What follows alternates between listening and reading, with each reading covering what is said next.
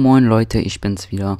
Und zwar ist gerade ein Paket angekommen von Club Nintendo. Und zwar habe ich mir die Blatt Trophäe von Mario Kart 7 bestellt. Und die werden wir jetzt mal auspacken.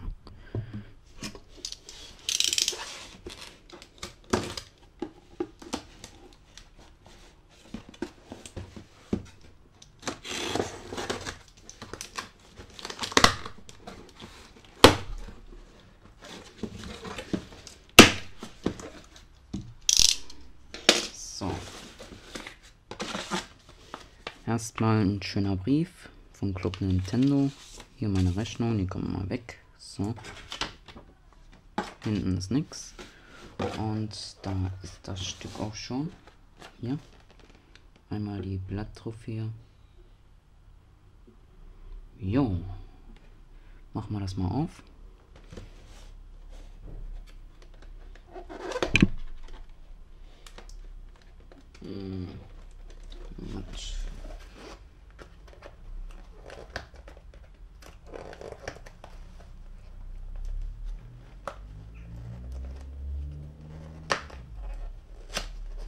So. Und zwar begegnet uns hier Styropor. So. So sieht das Ganze aus. Öffnen wir mal.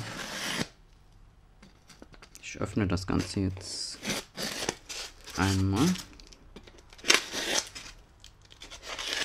So. So, machen wir das mal auf.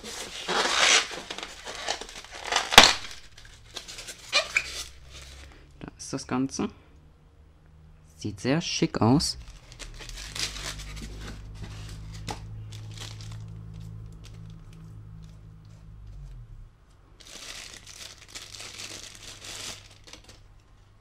Wow, sieht sehr geil aus.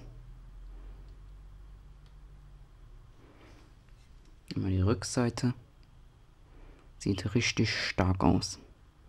Und unten, hier ist noch ein bisschen Styropor. Die mache ich gleich mal weg. So. Von Club Nintendo. Jo. Sieht eigentlich sehr edel aus. Glänzt richtig schön. Kann man eigentlich gar nicht so durch die Kamera so sehen. Also ich finde die sehr schön.